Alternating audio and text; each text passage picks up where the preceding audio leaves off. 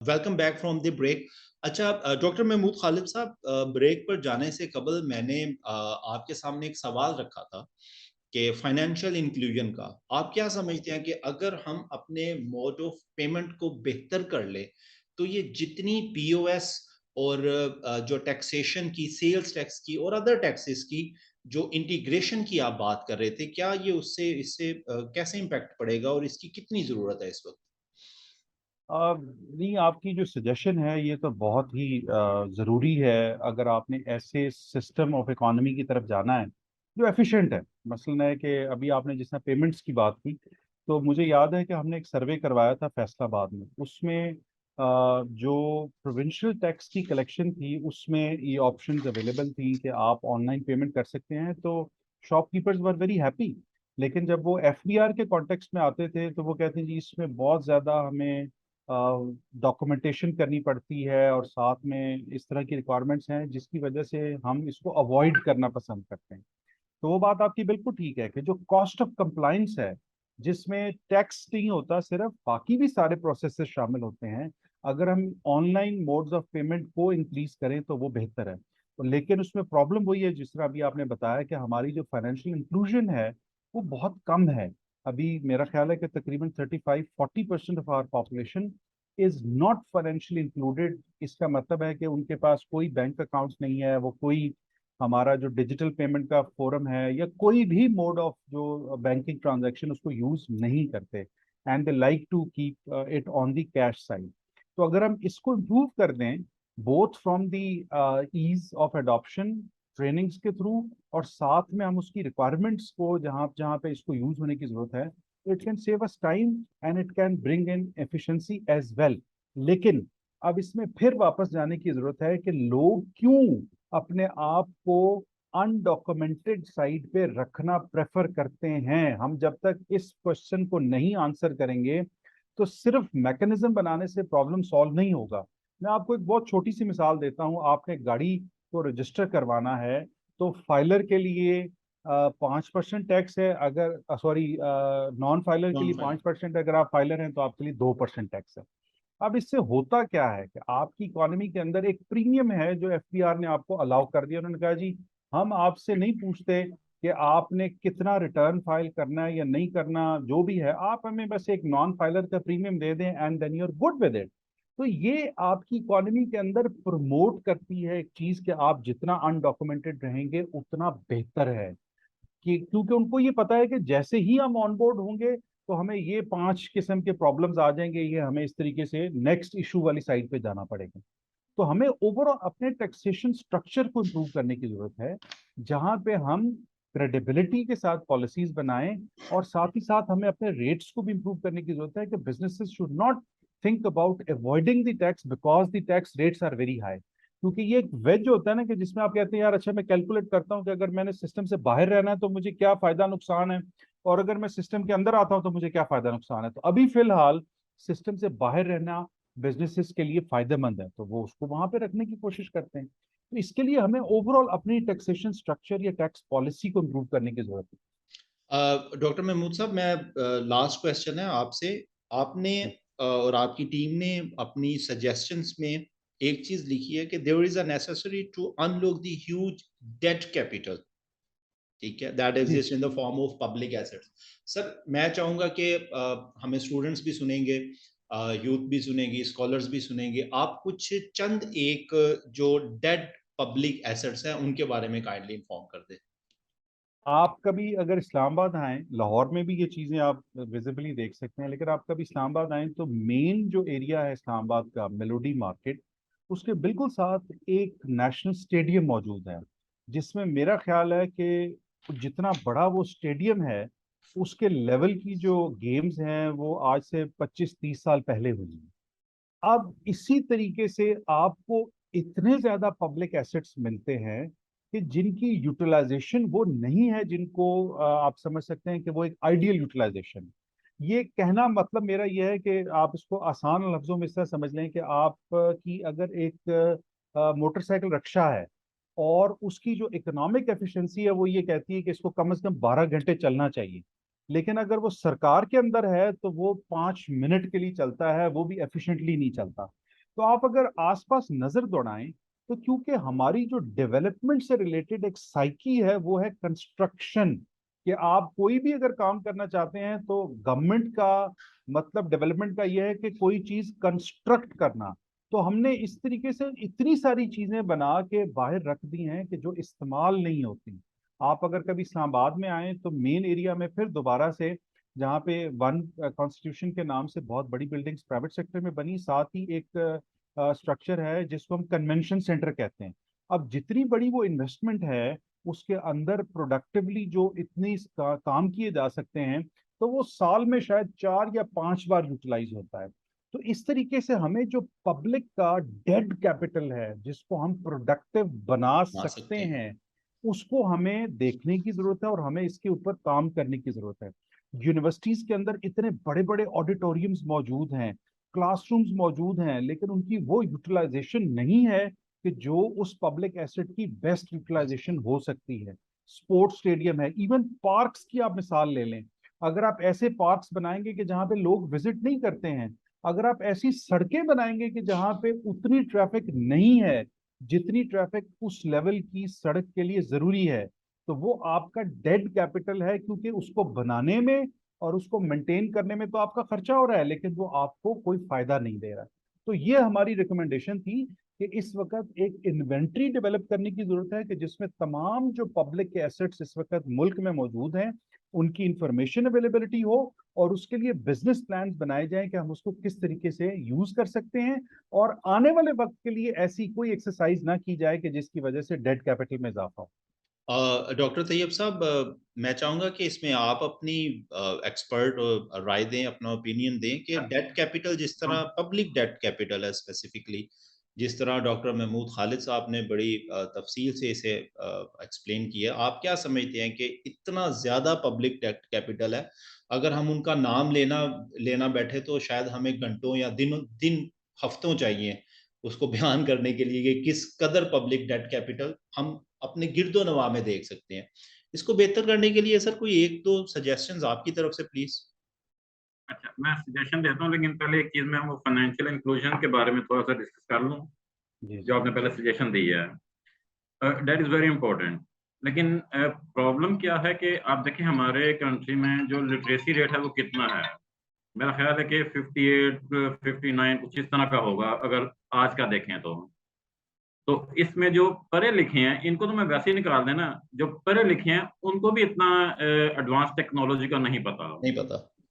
अगर आप ये जो 58% जो बिल्कुल इलिटरेट हैं इनकी अगर बात करते हैं तो मैं अक्सर एटीएम पे जब जाता हूँ ना तो जी 22 एक प्रोग्राम था, बेनजीर इनकम सपोर्ट प्रोग्राम, उनके डेबिट कार्ड दिए हुए हैं लोगों को। लोग बेचारे उधर खड़े होते हैं कि हमें तो इसमें से पैसे निकाल दें। हम्म तो हम्म। लोगों को जो ऑलरेडी कार्ड जो डेवलप्ड है वही यूज करना नहीं आ रहा। तो आप जो बाकी फाइनेंशियल इंक्लूजन कह रहे हैं उसके लिए हमें अच्छा खासा टाइम चाहिए और लोगों को एजुकेट करना पड़ेगा। ऐसा ही है। दूसरा, बैंक में फॉर एग्जाम्पल मैं जाता हूँ अकाउंट खुलवाने के लिए, मुझे तो पता ही नहीं है कि बैंक अकाउंट जो फॉर्म दे रहे हैं उसमें लिखा क्या हुआ है, रिक्वायरमेंट्स क्या हैं। और जो माशाल्लाह हमारे बैंक ऑफिसर्स हैं वो भी इतनी वो सर दर्द नहीं लेते कि इनको समझाएं या इनको बताएं कि ये किस किस तरह की रिक्वायरमेंट है। तो जो इलिटरेट लोग हैं वो इस चीज से वैसे ही अवॉइड करते हैं, कहते हैं यार हमें ना इस वो झंझट में डालो, हम तो पहले ही एग्जैक्टली। बहुत प्रॉब्लम में हैं, हमें और मुसीबत में ना डालें आप। तो इस वजह से आप कैसे इसको, यानी सजेशन बहुत अच्छी है लेकिन मेरा ख्याल है कि बहुत ज्यादा टाइम चाहिए, बहुत ज़्यादा एफर्ट रिक्वायर्ड है, मुख्तलिफ एफर्ट इदारों को, चाहिए। मुख्तलिफ यूनिवर्सिटीज़ को, मुख्तलिफ स्कॉलर्स को, डिफरेंट ऑर्गेनाइजेशन को, एनजीओज को, मीडिया को। यहाँ पर यस। एक, जिस तरह हम ये स्टार्ट होने से पहले, डिस्कशन स्टार्ट होने से पहले आपस में गुफ्तगू कर रहे थे, महमूद साहब ने बड़ी ज़बरदस्त बात की थी कि एक कलेक्टिव एफर्ट की ज़रूरत पड़ेगी। ये सारे मसाइल कोई फर्द वाहिद या कोई एक इंस्टीट्यूशन या एक इदारा नहीं कर सकता। महमूद साहब, मैं और आप दूसरी बात जो एसेट्स की आप कह रहे थे ना, उसमें मैं मेरी नजर तो फौरन एक ही एसेट पे गई है, जो एचईसी ने इतनी ज्यादा यूनिवर्सिटीज बना दी हैं एजुकेट करने के लिए, लोगों के लिए है। और और बढ़ाई मेरे जा ख्याल रही में है। जो ऑलरेडी एस्टेब्लिश्ड यूनिवर्सिटीज हैं उधर भी लोग एजुकेट नहीं हो रहे हैं। ऐसे ही है। प्रॉब्लम यही है। अच्छा बिल्कुल सर, ऐसे एक ही। ना एक बड़ी एक बबांगे दोहल आवाज आ रही है मुआशरे में, सोसाइटी में, कि यूनिवर्सिटीज जो हैं ये आपको फॉर्मल एजुकेशन दे रही हैं, आपको स्किल्स नहीं दे रही, और जिसके पास स्किल्स हैं वो आप लोगों से बहुत ज्यादा कंट्रीब्यूट कर रहा है सोसाइटी में। ये टॉपिक से थोड़ा सा हटके है, इस पे कभी दोबारा डिस्कशन करेंगे। डॉक्टर महमूद खालिद लेकिन साहब, आई एम सॉरी कमर साहब, आप स्किल्स की बात कर रहे हैं, वो तो कहीं है ही नहीं ना, एजुकेशन भी नहीं दे रहे हैं। आई एम बस सॉरी, आपको आई एम सॉरी, लेकिन ये रियलिटी है। ये रियलिटी है, इसमें कोई शक नहीं है सर। इस पे मैं चाहूंगा कि एक डिटेल डिस्कशन रखी जाए, इस ये बहुत ज़्यादा ज़रूरी है, क्योंकि मैं समझता हूँ कि ज़बान खल्क को नकारा खुदा समझो, बहुत ही ज़्यादा सोशल मीडिया पे आवाज़ आ रही है कि आप स्किल सीखें और हज़ारों लाखों कमा के मुआशरे में कंट्रीब्यूट करें, रादर देन कि आप फॉर्मल डिग्रीज लें और उसमें चाहे आप अपना जीपीए 4 तक नौकरी ले की जाएं। तलाश करें। वो जी। हाँ, इस पे हम जरूर करेंगे। डॉक्टर महमूद खालिद साहब, मैं आपका बहुत ज्यादा टाइम लिया, मैं बस आपसे एक लास्ट और शॉर्ट कमेंट जानना चाहूंगा। सर, जी आपने, जी। आपकी टीम ने मेंशन किया कि tax on agriculture income is still missing, और इसको आईएमएफ ने भी हाईलाइट नहीं किया। सर, क्या चाहते हैं आप, जागीरदारों से, फ्यूडल से फड्डा करना है आपने? नहीं, इसमें देखें, अब यही तो कॉन्सेप्ट की क्लैरिटी का इशू है ना। देखें, जब हम कहते हैं ना इनकम टैक्स, तो इसका मतलब है कि जो बंदा इनकम कमाएगा उसके ऊपर टैक्स है। अब इसके पीछे जो भी उसकी प्रोफेशन है, उसका सेक्टर है, उसकी बात ही नहीं करने की जरूरत। मसलन एक बंदा है, वो मैं जैसे अब टीचर मतलब रिसर्चर हूँ, तो मैं कहता हूँ जी कि मेरी जो आमदनी है वो टैक्सेबल लिमिट में है और मैं टैक्स देता हूँ। अब अगर एक एग्रीकल्चरिस्ट है, उसकी अगर आमदनी, आमदनी का मतलब हम ये ले रहे हैं कि उसके तमाम अखराजात निकालने के बाद उसको जो बात, प्रॉफिट आ रहा है, नेट इनकम अगर इसको। वो, अगर उसके पास इतनी आमदनी है कि जिसके ऊपर टैक्स देने की जरूरत है, तो वो क्यों सिस्टम से बाहर है। हमारी इस वक्त अगर आप स्टेटिस्टिक्स देखें, तो दोबारा से टोटल जो जीडीपी है उसका 23% जो सा है वो एग्रीकल्चर हमें कंट्रीब्यूट करता है। तो इसका मतलब है कि हमारी जो वैल्यू एडिशन है, अगर वो जीडीपी की 23% है, तो कम से कम कोई 2-3% तो उसमें से हमारे पास टैक्स की कलेक्शन आनी चाहिए ना। तो प्रॉब्लम यही है कि क्योंकि ये जो इनकम टैक्स ऑन एग्रीकल्चर है, ये डिवॉल्व सब्जेक्ट है, ये प्रोविंशियल डोमेन में आता है। तो जो प्रोविंशियल असेंबलीज हैं, जिस तरह आपने पहले कहा, वो ज्यादातर उन लोगों पर मुश्तमिल हैं कि जो एग्रीकल्चर फ्यूडल्स है, से मुतल्लिक हैं। तो वो कभी भी नहीं चाहेंगे कि उनके ऊपर जाएंगे। टैक्स लगे। इस सिलसिले में एफबीआर ने उनको एक बड़ी अच्छी जो सी है वो दी थी हेल्प।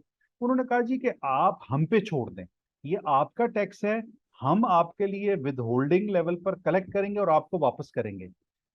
प्रोविंसेस ने इस चीज पे भी उनसे एग्री नहीं किया था। वही आप वाली बात कि they don't want to contribute.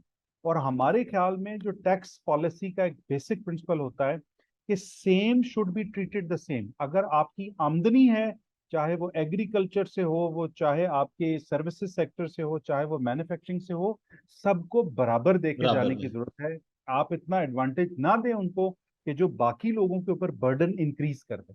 Sir, वक्त की किल्लत के बाइस मैं मेंशन नहीं कर सकता, लेकिन ये जो आपने लास्ट में कमेंट किया है, ये आपकी इस आपकी टीम की और आपकी इस रिपोर्ट में ऑलरेडी सजेस्टेड है। मैं जी। डॉक्टर तैयब साहब से इसके बारे में कमेंट लेना चाहूँगा। सर, आप क्या समझते हैं कि जिन लोगों ने टैक्स लेजिस्लेशन करनी है स्पेसिफिकली एग्रीकल्चर पे, वो सारे लैंडलॉर्ड्स हैं, तो इसका हल क्या है? जिस तरह महमूद खालिद साहब फरमा रहे हैं कि एफबीआर की मान लें, या थोड़ा मुश्किल में डाल दिया मैंने आपको गालबन। नहीं वो देखिए, हमें तो पहले तो ये देखना चाहिए कि हमारी जो एग्रीकल्चर है उसमें कितनी रेशो है जो वाकई लैंडलॉर्ड्स हैं। मेरा ख्याल है मेजोरिटी वही है जो छोटे छोटे अपने उन्होंने छोटे छोटे वो खेत बनाए हुए हैं, और वो अपने बस जरूरत का उसमें कर लेते हैं, और थोड़ा बहुत बेच के तो अपने घर का वो जो दूसरी चीजें होती हैं वो चला लेते हैं। सर, तो ज्यादातर टेनेंट सिस्टम है, आई ठेकों पे डोंट नो जमीनें कि ली होती हैं खालिद इन्होंने। साहब, मेरा ख्याल है शायद कोई आइडिया हो कि कितने परसेंट हमारे वाकई लैंडलॉर्ड्स हैं एग्रीकल्चर में। नहीं डॉक्टर साहब, उसमें मैं फिर प्रिंसिपल के ऊपर आता हूँ। देखें, मैं ये नहीं कह रहा कतई तौर पे कि आप छोटे भी काश्तकारों के ऊपर लगाएंगे। प्रिंसिपल बहुत आसान है। आप, अगर आप अपनी जो अभी करंट टैक्स स्लैब्स हैं, अगर आप उसमें देखें ना, तो एग्रीकल्चर को छोड़ के प्राइवेट बिजनेस के ऊपर 4 लाख रुपए साल की अगर किसी की आमदनी है ना, उसके ऊपर टैक्स स्टार्ट हो जाता है। मसला एक दुकानदार है छोटा, 4 लाख का मतलब है कि आप ये समझ लें कि तकरीबन अगर 35,000 रुपए के करीब उनकी अगर माहाना आमदनी है तो उसके ऊपर टैक्स है। अब अगर उसी के मुकाबले में चाहे छोटा काश्तकार है चाहे बड़ा काश्तकार है, अगर उसकी सालाना आमदनी 6 लाख रुपया है, तो मेरा दुकानदार 4 लाख रुपए आमदनी पर टैक्स दे रहा है। मेरा जो काश्तकार है वो 6 लाख रुपए आमदनी पर क्यों नहीं टैक्स दे रहा, मुझे सिर्फ ये बता दें। मैं ये नहीं कह रहा खुदा ना खास्ता कि बड़े काश्तकार हैं या छोटे काश्तकार हैं, हम रिलेटिवली बात कर रहे हैं। अगर मेरा एक प्राइवेट जो बिजनेसमैन है वो 4 लाख रुपए साल की आमदनी से टैक्स देना शुरू कर देता है, तो अगर मेरा कोई काश्तकार भी 4 लाख रुपए से ज्यादा कमा रहा है तो उसको भी टैक्स देना चाहिए। अगर उसकी आमदनी 4 लाख रुपए से कम है तो वो टैक्स ना दे। इसमें जो ये डिफ्रेंसिएशन रखी जाती है, इसकी वजह से डिस्टॉर्शन क्रिएट होती है। डिस्टॉर्शन से मतलब मेरा ये है कि जो दूसरी साइड पर 4 लाख रुपया दूसरे बिजनेस से कमा रहा है, हम कहते हैं कि भाई तू इसलिए ज्यादा देगा कि क्योंकि हमें दूसरी साइड से टैक्स नहीं मिल रहा। जब आप किसी चीज को पुश करते हैं तो बैलेंस रहना बहुत जरूरी है, सबको मिलके जो है वो कंट्रीब्यूट करना है। जबकि एग्रीकल्चर सेक्टर का हमें बिल्कुल अंदाजा है कि वहां पे 70% हमारी इंप्लॉयमेंट है, शायद वहां पे इतने अमीर जो से हैं वो नहीं है, तो they are going to be excluded. मैं उसमें आपको एक वाकया शेयर करता हूँ। 2010 में जब सैलाब आया था तो उस वक्त खैबर पख्तूनख्वा ने इनकम टैक्स माफ कर दिया था उन इलाकों में जिसमें फ्लड था।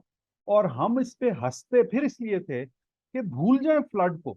अगर कोई बंदा वहां पे मतलब ज्यादा आमदनी कमा रहा है फॉर वट एवर रीजन, वो टैक्स पे करेगा, और जिसकी आमदनी उस साल नहीं होगी वो ऑटोमेटिकली टैक्स के अंदर से एक्सक्लूड हो जाएगा। एक्सक्लूड हो जब जाएगा। आप खुद से हैंड पिक करना शुरू कर देते हैं तो माशरे के अंदर एक डिस्टिंक्शन आ जाती है, जिसमें आप कुछ लोगों के ऊपर एक्स्ट्रा बर्डन डाल रहे हैं, क्योंकि वो जो दूसरा पहिया जिसने मईशत को चलाने में हमारी हेल्प करनी थी वो कहता है मेरे पर वजन आपने नहीं डालना, तो वो गाड़ी आपकी डिसबैलेंस रहती है।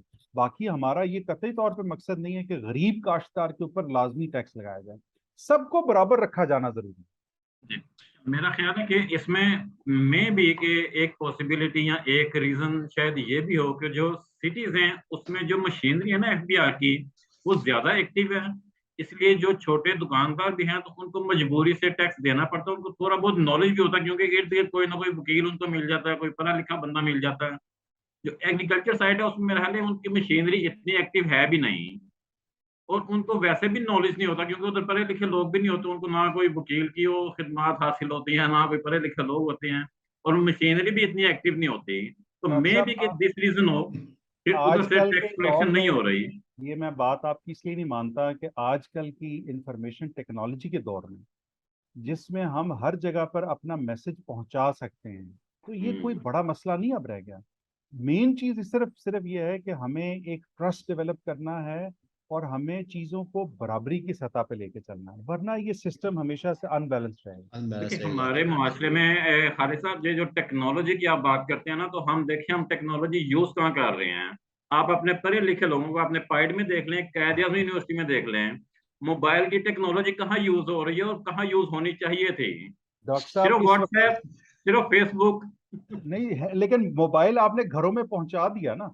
अब सर ये वाला जो देखिए, इंस्ट्रूमेंट है ये हमारे हर बच्चे से लेके और मतलब है कि बुजुर्गों तक मौजूद है। तो इसका मतलब है कि आप अगर किसी को भी मैसेज पहुंचाना चाहते हैं, कोई भी ऐसा सिस्टम बनाना चाहते हैं, तो हमें इसको इस्तेमाल करना करना आना चाहिए। सिखाना भी चाहिए और मैस आना चाहिए। ब्रॉडकास्टिंग कर सकते हैं इससे हम। एग्जैक्टली तो ये सर मतलब है कि आजकल के दौर में ये कहना थोड़ा सा मतलब मैं कि वो मैं समझता हूँ कि वो पुरानी बात होगी कि जी कि अब वो उनको पता नहीं है किसी चीज का। अल्हम्दुलिल्लाह अब हमारे जो एग्रीकल्चरिस्ट हैं वो भी इतने नॉलेजेबल हैं, तो उनको इन चीजों का काफी हद तक पता है। जी नॉलेज है, बिल्कुल सर, आप दुरुस्त फरमा रहे हैं। यहाँ पर कंक्लूडिंग रिमार्क्स के तौर पर मैं कुछ चीज़ें ऐड करना चाहूँगा।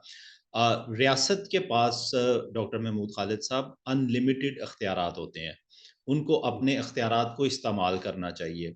और जिस तरह आप फरमा रहे हैं कि जो इंफॉर्मेशन टेक्नोलॉजी है, जो ब्रॉडकास्टिंग है, मैस ब्रॉडकास्टिंग है, इससे हम रियासत का पैगाम और रियासती इदारों का पैगाम जो है वो अवामुन्नास तक बहुत ही ज़्यादा इफ़ेक्टिव वे में कम्युनिकेट कर सकते हैं। आपने एग्जैक्टली 2010 में बात की इनकम टैक्स की, उसमें मुझे पता नहीं क्यों ऐसे कुछ महसूस हुआ कि शायद वो कुछ अपने चहेतों को, कुछ अपने प्यारों को नवाज़ने के लिए, वरना ये तो एक मुज़हक्का ख़ेज़ बात है ना कि मतलब कि आप इनकम टैक्स ना दें, तो भई इनकम ही नहीं है, मेरा तो सब कुछ पानी तो में वो डूब नहीं गया, मैं इनकम टैक्स कहाँ से दूँ तुम्हें? तो वो ठीक है? नहीं लगेगा उसके वो ऊपर, नहीं लेकिन अगर लगेगा। उसने कमाई की है तो वो देगा।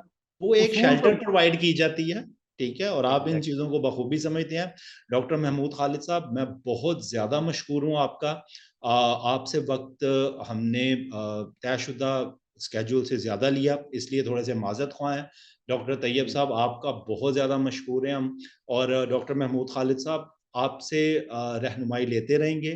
आपको इंशाल्लाह। हमारे तलबा, हमारी यूथ बड़े गौर से सुनते हैं, पसंद करते हैं, और जो आपने स्टार्ट में बात की थी कि ये एक कलेक्टिव एफर्ट है। अगर हम चेंज लाना चाहते हैं, मैं आपकी बात को रिपीट कर रहा हूँ, तो वो एक स्मॉल चेंज से आएगा। हम बहुत एग्जैक्टली बड़ा चेंज के लिए प्लान नहीं कर सकते। मुझे कमर सलीम को centre for economic planning and development और मिनहाज यूनिवर्सिटी के प्लेटफॉर्म से इजाज़त दीजिए। इंशाल्लाह ताला अगले वेबिनार में आपसे मुलाकात होगी। Thank you so much. बहुत शुक्रिया। अल्लाह हाफिज। अल्लाह हाफ़िज़।